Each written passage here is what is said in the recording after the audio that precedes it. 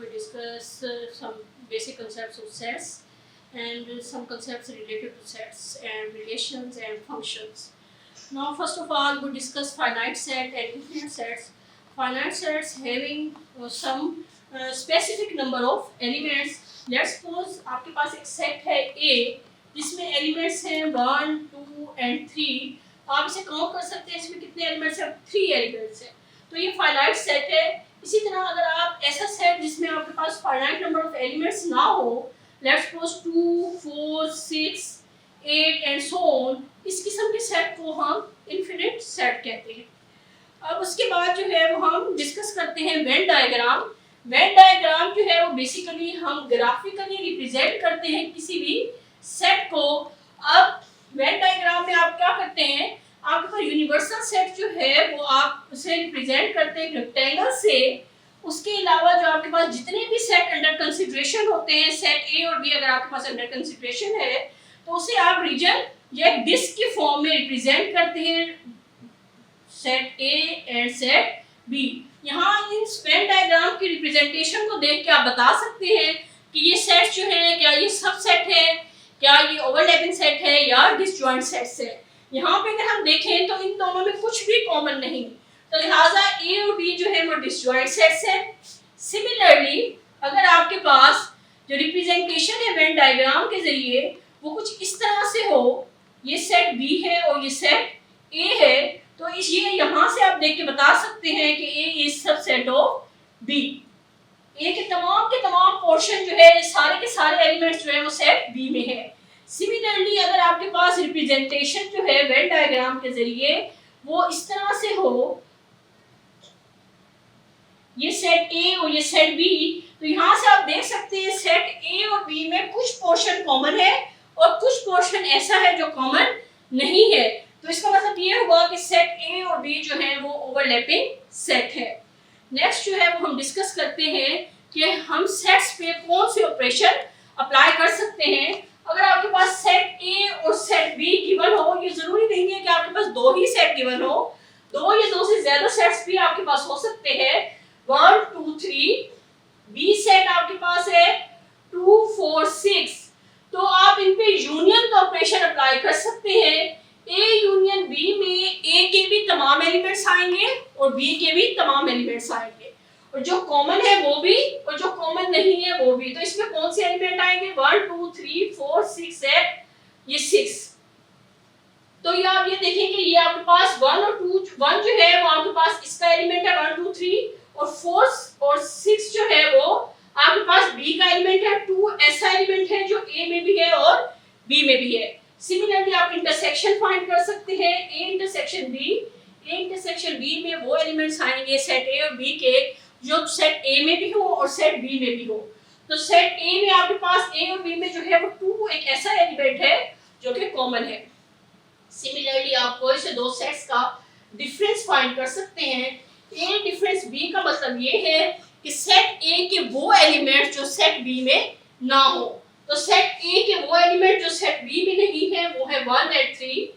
Similarly आप B difference ए भी find कर सकते हैं जो कि आपके पास बी के वो एलिमेंट जो ए में नहीं है जो कि है 4 और 6. आप कंप्लीमेंट ऑफ अ सेट भी फाइंड कर सकते हैं.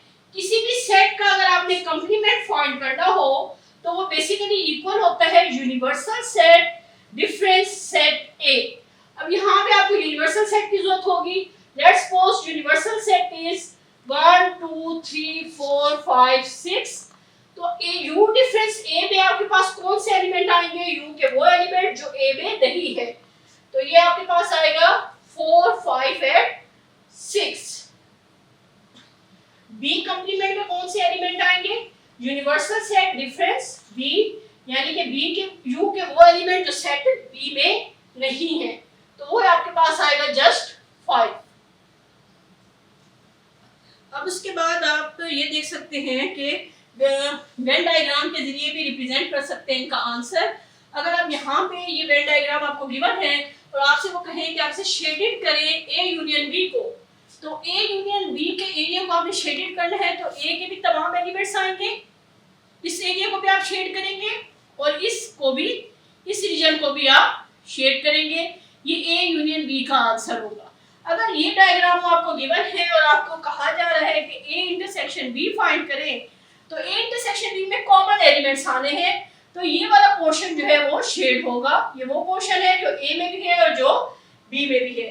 सिमिलरली अगर यहाँ पे आपसे कहा जाए ए डिफरेंस बी फाइंड करें, ए डिफरेंस बी मींस ए के वो एलिमेंट जो बी में नहीं है, तो ए के ये वाले एलिमेंट तो वो है जो बी में है, तो ये वाला पोर्शन जो है वो आप इसे शेड करेंगे।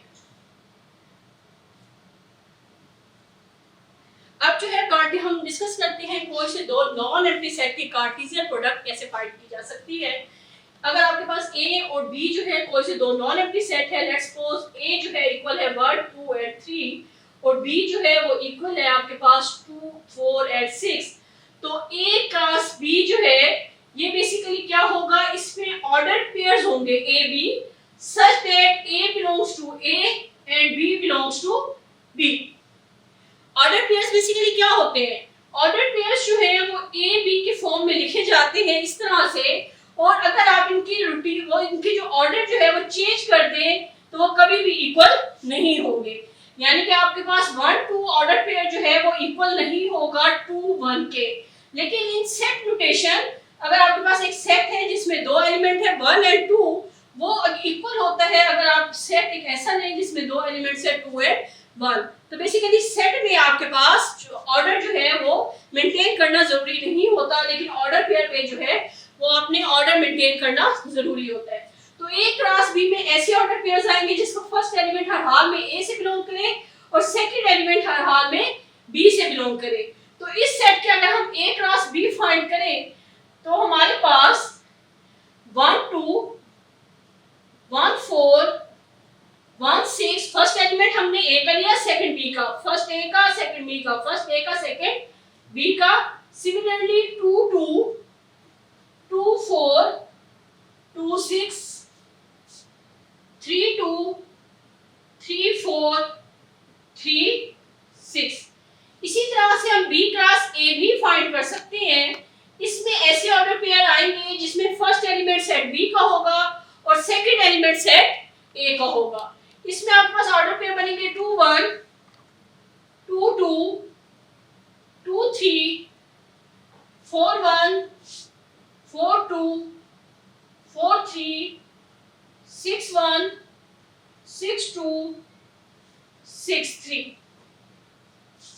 और हमें मालूम है कि in general A cross B का आंसर इक्वल नहीं होता बी क्रॉस ए के, यानी कि यहाँ 1 2 है यहाँ 2 1 है, ये दोनों इक्वल नहीं है। कोई से भी दो सेट्स इक्वल उसका कहलाते हैं अगर आपके पास उनके हर एलिमेंट, अगर सेट ए के तमाम एलिमेंट सेट बी में हो और सेट बी के तमाम एलिमेंट सेट ए में हो, और यानी कि उनके में नंबर ऑफ एलिमेंट्स भी सेम हो।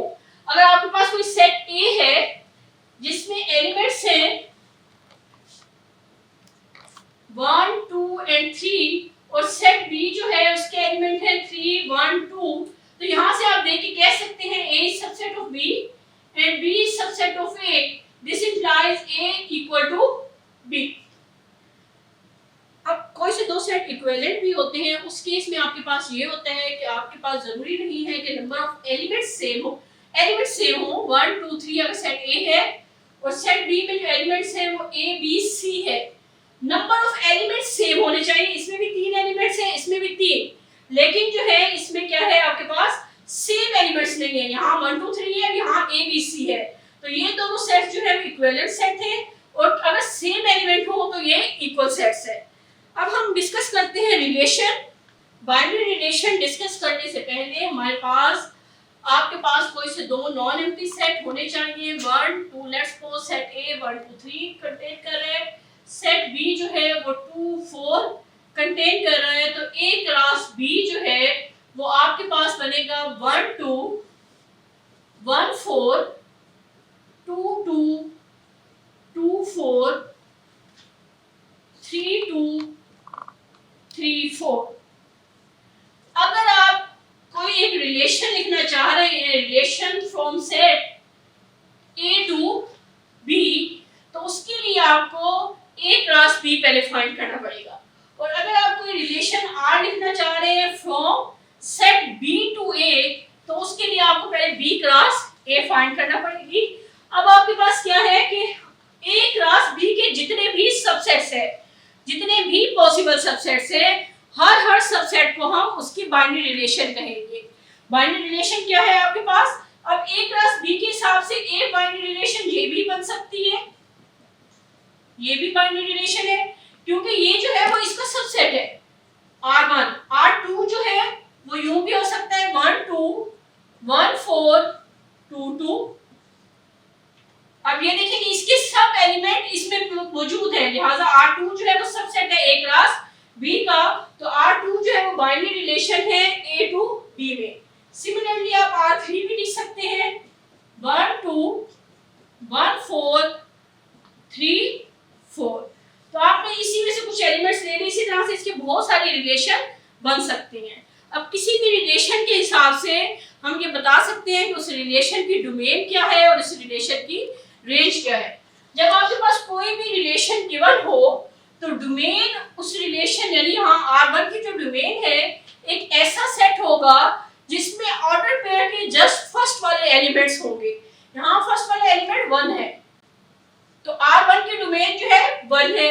यहाँ पे R2 की डोमेन जो है वो आपके पास क्या होगी 1 एंड 2। हम 1 दो बार नहीं लिखेंगे क्योंकि डोमेन जो है वो सेट है और सेट में जो है सेम एलिमेंट्स रिपीट नहीं होते। इसी तरह से R3 की जो डोमेन है वो आपके पास है 1 एंड 3।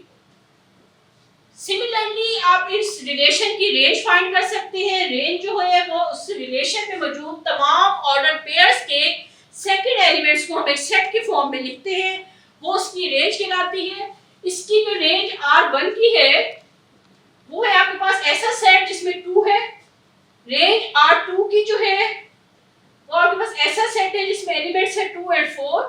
R3 की जो रेंज है उसमें ऐसे एलिमेंट्स हैं, सेकंड एलिमेंट्स आप R3 के लिए जो कि है 2 एंड 4।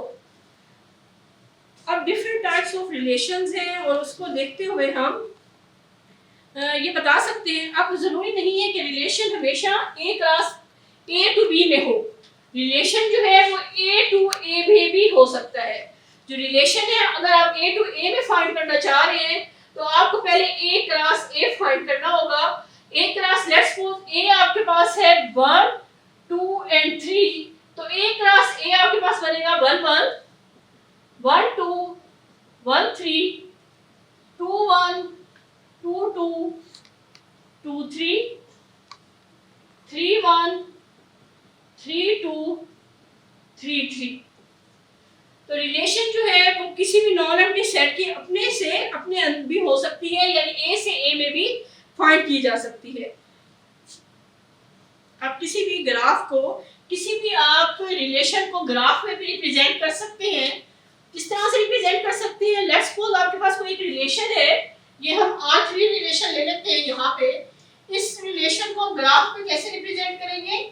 आप ये आपके पास x एक्सिस, ये y एक्सिस, x की वैल्यू जो है अगर आपके पास 1 है और y की वैल्यू 2 है तो ये आपके पास ये पॉइंट ये वाला मिलेगा आपको। x की वैल्यू 1 और y की वैल्यू 4, तो ये आपके पास ये पॉइंट ये वाला आपको मिलेगा। सिमिलरली x की वैल्यू 3 और y की वैल्यू 4, तो ये आपके पास ये वाला पॉइंट आएगा, ये वाला पॉइंट आएगा। ये जो है ग्राफिकली हम रिप्रेजेंट करते हैं किसी भी रिलेशन को। अगर आपको कोई ग्राफ रिप्रेजेंट किया गया हो तो उसको देखते हुए आप रिलेशन भी बता सकते हैं। इसी तरह से किसी भी रिलेशन को आप एरो डायग्राम से भी रिप्रेजेंट कर सकते हैं। लेट्स सपोज आपके पास ये वाली रिलेशन है, इसी रिलेशन को आप एरो डायग्राम में किस तरह से रिप्रेजेंट करेंगे? ये आपके पास सेट A, ये सेट आपके पास B, क्योंकि रिलेशन जो है वो A से B में है। A के एलिमेंट्स क्या है 1 2 एंड 3, B के एलिमेंट्स क्या है 2 एंड 4। तो आपके पास रिलेशन क्या है 1 relates to 2, 1 relates to 2, 1 relates to 4, 1 relates to 4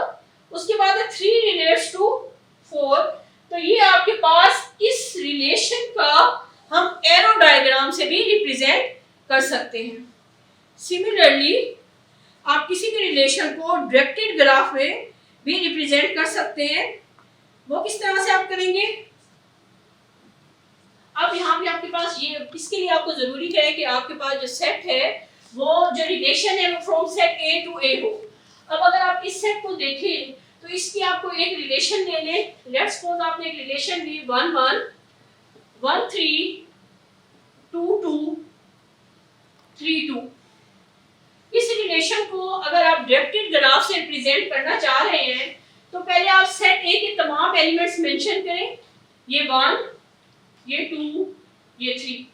अब इसका क्या मतलब है? 1 रिलेट्स टू 1, यानी कि 1 जो है 1 को ही रिलेट कर रहा है। उसके बाद क्या है? 1 रिलेट्स टू 3, 1 जो है वो रिलेट कर रहा है 3 को। इसका एरो हेड इस साइड पे होगा, यानी कि 1 का इमेज जो है वो 3 है। 2 रिलेट्स टू 2, यानी 2 जो है वो 2 को ही रिलेट कर रहा है, ये लूप कहलाते हैं। 3 रिलेट्स टू 2, यानी ये 3 जो है वो 2 को रिलेट कर रहा है। ये इसके जो है डायरेक्टेड ग्राफ है किसी भी रिलेशन को रिप्रेजेंट करने का। इसी तरह से हम किसी भी रिलेशन को मैट्रिक्स के फॉर्म में भी रिप्रेजेंट कर सकते हैं। उसमें आपके पास क्या होता है? आपके पास ये जो सेट थे ए और बी, अगर आप इसे में number of elements, let's suppose इसमें नंबर ऑफ एलिमेंट्स m है और बी में नंबर ऑफ एलिमेंट्स n है, तो इस रिलेशन को जो है ग्राफ जो है जो आप मैट्रिक्स बनाएंगे उसका जो ऑर्डर होगा वो होगा m क्रॉस n। इसमें आपने इसके एलिमेंट्स किस फॉर्म में होंगे? जो मैट्रिक्स रिप्रेजेंट होगी वो होगी, उसे हम नाम देंगे m का। उसमें जो एलिमेंट्स होंगे mij होंगे और mij जो है वो इक्वल किस फॉर्म में होंगे? वो इक्वल टू 1 होंगे इफ aij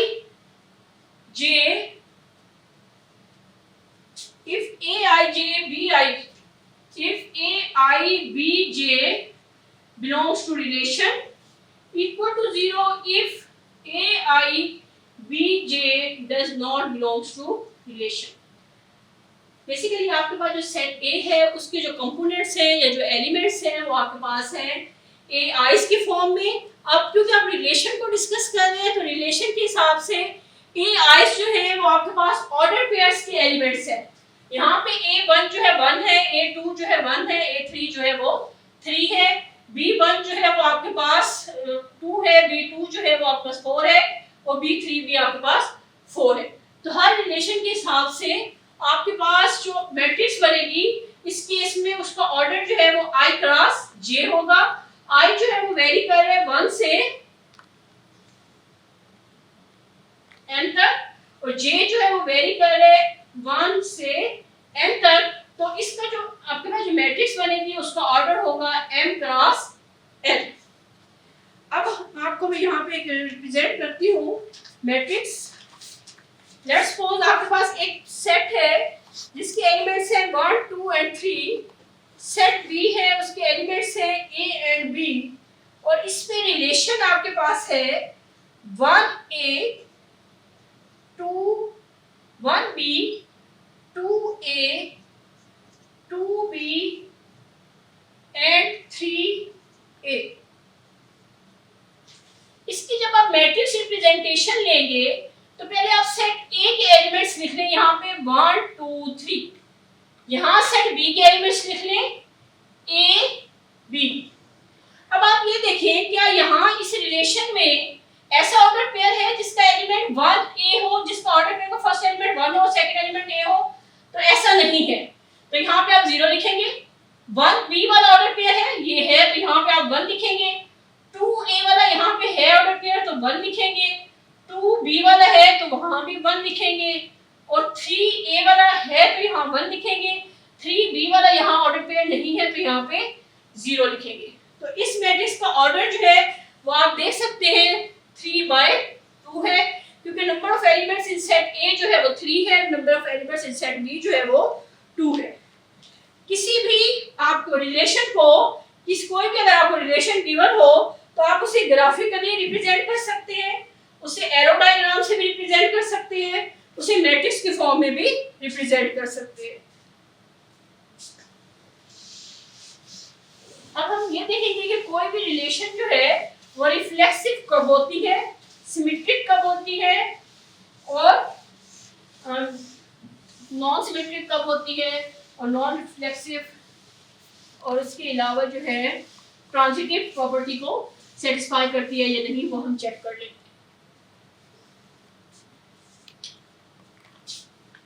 कोई सी भी रिलेशन अगर आपके पास जो है वो अगर सेट ए से ए में है तो ये आपके पास ये रिलेशन जो है उस वक्त रिफ्लेक्सिव कहलाएगी अगर ए के हर एलिमेंट के लिए ये ऑर्डर पेयर ए ए जो है वो बिलोंग करे रिलेशन से।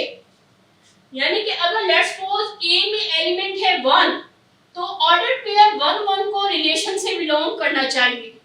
अगर 2 बिलोंग करता है ए से तो ऑर्डर पेयर 2 2 को बिलोंग करना चाहिए रिलेशन से।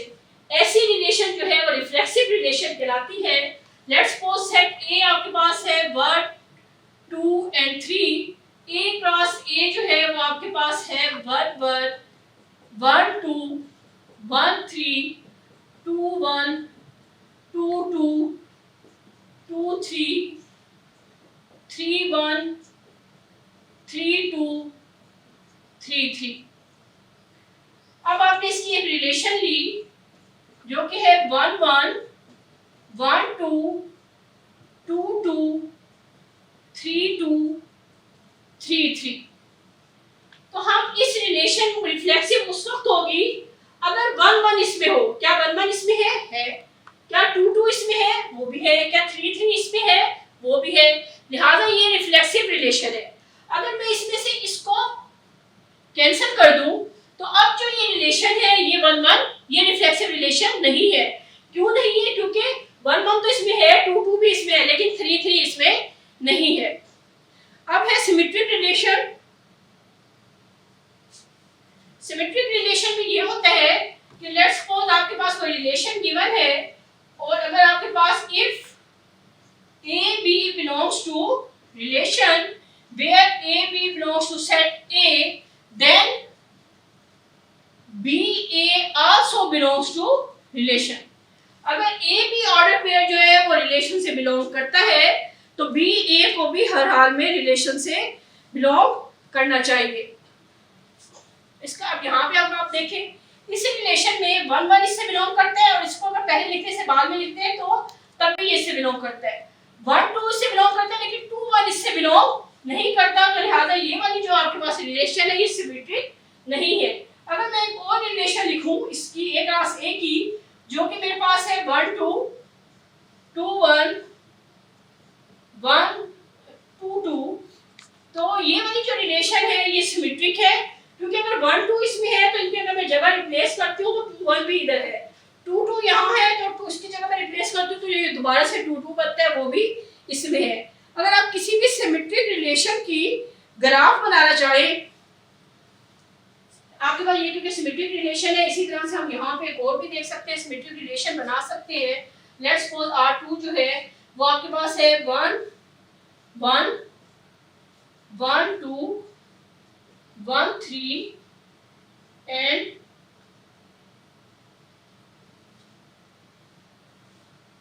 3 1 2 1 3 1। तो ये दोनों रिलेशन जो है वो सिमेट्रिक है। तो इन्हें अगर हम ग्राफिकली या डायरेक्टली ग्राफ से रिप्रेजेंट करें तो R1 किस तरह से रिप्रेजेंट होगा, क्योंकि इसमें एलिमेंट्स हैं 1 2 एंड 3। तो यहाँ पे आप देखें 1 जो है वो मैप हो रहा है 2 को, तो ये इस तरह से एरो आएगा। 2 मैप हो रहा है 1 पे तो ये यहाँ इस तरह से आएगा। 2 मैप हो रहा है 2 को तो यहाँ पे ये लूप बनेगी। सिमिलरली अगर हम इसमें देखें तो यहाँ पे आपके पास ये है कि आपके पास R2 यहाँ इसमें भी आपके पास 1 है 2 है और 3 है। 1 मैप हो रहा है 1 पे, 1 मैप हो रहा है 2 पे और 2 मैप हो रहा है 1 पे। इसी तरह से 1 मैप हो रहा है 3 पे और 3 मैप हो रहा है 1 पे। 2 उसके बाद ये सारे बन गए। अब आप यहाँ पे देखें कि आपके पास जब सिमेट्रिक मैट्रिक्स होती है उसमें आपके पास हर जो पॉइंट जो है गिवन, जिसपे आपके पास एक एरो एक डायरेक्शन में गिवन होता है, उसके ऑपोजिट डायरेक्शन में भी गिवन होता है। अगर ये पॉइंट जो है वो डिफरेंट हो, जैसे 2 से 1 में अगर एरो है तो 1 से 2 में भी होगा, 3 से 1 में है तो 1 से 3 में भी होगा, और अगर किसी भी पॉइंट की उसी के गेट लूप भी बन सकती है, जरूरी नहीं है कि हर पॉइंट पे हो, डिफरेंट पॉइंट्स पे हो सकती है। इसी तरह से आप सिमेट्रिक मैट्रिक्स को ग्राफ मैट्रिक्स की फॉर्म में भी रिप्रेजेंट कर सकते हैं, किसी भी सिमेट्रिक रिलेशन को मैट्रिक्स की फॉर्म में भी रिप्रेजेंट कर सकते हैं। यहाँ पे अगर आप देखें तो आपके पास सेट ए के जो एलिमेंट्स थे वो आपके पास थे 1 2 and 3 1 2 and 3। तो मैं इस वाली रिलेशन को रिप्रेजेंट कर रही हूँ मैट्रिक्स फॉर्म में। तो आप यहाँ देखिए क्या 1 1 है, नहीं। क्या 1 2 है, नहीं। 1 2 है। क्या 1 3 है, नहीं, तो 0 आएगा। 2 1 है तो यहाँ 1 आएगा। 2 2 है तो यहाँ 1 आएगा। 2 3 यहाँ पे नहीं है तो 0। इसी तरह से 3 1 नहीं है तो 0, 3 2 नहीं है तो 0, 3 3 नहीं है तो 0। इसी तरह से आप इस रिलेशन को भी मैट्रिक्स के फॉर्म में रिप्रेजेंट कर सकते हैं। नेक्स्ट जो है ट्रांजिटिव रिलेशन होता है। किसी भी रिलेशन में ट्रांजिटिव रिलेशन क्या कहलाता है? ट्रांजिटिव रिलेशन ऐसी रिलेशन होती है कि अगर आपके पास ऑर्डर पेयर ए बी जो है वो बिलोंग करें रिलेशन से, और बी सी ये भी बिलोंग करें रिलेशन से। बेसिकली यहाँ पे आपके पास जो रिलेशन है वो फ्रॉम सेट ए टू ए है। तो अगर ऐसा हो कि ए बी भी बिलोंग कर रहे रिलेशन से और बी सी भी बिलोंग कर रहे रिलेशन से, तो हर हाल में ए सी को भी बिलोंग करना चाहिए रिलेशन से। अगर ऐसा होगा तो ये रिलेशन जो है वो ट्रांजिटिव रिलेशन कहलाएगी, वरना ये ट्रांजिटिव रिलेशन नहीं कहलाएगी। यहाँ पे अगर हम इसकी एग्जांपल देखें तो आपके पास सेट ए एलिमेंट्स हैं 1 2 3 4। इसकी हमने रिलेशन ली 1 1 1 2 1 3 2 3। अब हम ये देखते हैं क्या ये जो रिलेशन है, अब आप ये कहेंगे कि मैंने ये क्लास ए फाइंड नहीं किया, डायरेक्ट मैंने रिलेशन लिख दी, तो हमें अंडरस्टूड है कि जो हमने ऑर्डर पेयर्स हमने यहाँ पे बनाए थे वो लिए हैं उसको फर्स्ट एलिमेंट भी सेट ए से और सेकंड एलिमेंट भी सेट ए से ही है, तो लिहाजा इसको डिस्कस करने की जरूरत नहीं है, हम डायरेक्ट भी कोई रिलेशन बता सकते हैं। अब यहाँ पे आप देखें 1 1 आपके पास जो है वो बिलोंग कर रहे हैं रिलेशन से, सिमिलरली 1 2 भी बिलोंग कर रहे हैं रिलेशन से। तो इन दोनों को कैंसिल करके यहाँ से हमारे पास आता है कि 1 3 भी बिलोंग कर रहा है रिलेशन से। सिमिलरली अगर हम देखें 1 2 और ये 1 2 बिलोंग कर रहे हैं रिलेशन से और 1 2 3 भी बिलोंग कर रहे हैं रिलेशन से, तो ये 2 2 को कैंसिल करने के बाद हम यहाँ पे देख सकते हैं कि 1 3 भी बिलोंग करता है इस रिलेशन से। लिहाजा ये जो रिलेशन है ये कहलाएगी आपकी ट्रांजिटिव रिलेशन। अब ऐसी रिलेशन जो at a time reflexive property को भी सेटिस्फाई करे, उसके अलावा आपके पास वो सिमेट्रिक भी हो और उसके अलावा वो ट्रांजिटिव प्रॉपर्टी को भी सेटिस्फाई करे, ऐसी जो रिलेशन होती है वो आपको कहलाती है इक्विवेलेंस रिलेशन। सिमिलरली आपके पास यहाँ पे non symmetric anti symmetric relations होती हैं। एंटी सिमेट्रिक रिलेशंस ऐसी रिलेशन होती है जिसमें आपके पास अगर ए बी बिलोंग कर रहा है रिलेशन से और बी ए भी बिलोंग करता है रिलेशन से, तो ये सिर्फ उसी वक्त पॉसिबल है अगर ए इक्वल हो बी के। अगर आपके पास और अगर ए इक्वल नहीं है बी के, तो इस केस में अगर ए भी बिलोंग कर रहा है आर के, तो बी ए को बिलोंग नहीं करना चाहिए आर से। तो ऐसी रिलेशंस जो एट अ टाइम हमने इक्विवेलेंस रिलेशन का बता दिया, ऐसी रिलेशंस होती हैं जो रिफ्लेक्सिव प्रॉपर्टी को सेटिस्फाई करें, जो आपके साथ सिमेट्रिक भी हो और साथ ही वो ट्रांजिटिव प्रॉपर्टी को सेटिस्फाई करें, वो इक्विवेलेंस रिलेशन कहलाती है। और ऐसी रिलेशंस जो कि एंटी सिमेट्रिक हो, रिफ्लेक्सिव हो और ट्रांजिटिव प्रॉपर्टी को सेटिस्फाई करें, वो ऐसी रिलेशंस को हम पार्शियली ऑर्डर रिलेशन कहते हैं। और ऐसा सेट जो इस किस्म के पार्शियली ऑर्डर रिलेशंस रखता है, या कम से कम एक उसकी ऐसी रिलेशन है जो कि पार्शियल ऑर्डर रिलेशन है, उसको कोसेट या पार्शियली ऑर्डर सेट कहते हैं। कोसेट या पार्शियली ऑर्डर सेट कहते हैं। अब हम पार्शियली ऑर्डर सेट को उसी तरह से ही रिप्रेजेंट कर सकते हैं। आप चेक कर सकते हैं जो भी सेट आपको गिवन हो और उसको आप भी चेक कर सकते हैं क्या वो रिफ्लेक्सिव प्रॉपर्टी को सेटिस्फाई करता है, क्या वो एंटीसिमेट्रिक प्रॉपर्टी को सेटिस्फाई करता है और क्या वो साथ ही ट्रांजिटिव प्रॉपर्टी को सेटिस्फाई करता है। अगर वो इसको सेटिस्फाई करते हैं तो इसका मतलब ये है कि वो पार्शियली ऑर्डर सेट है।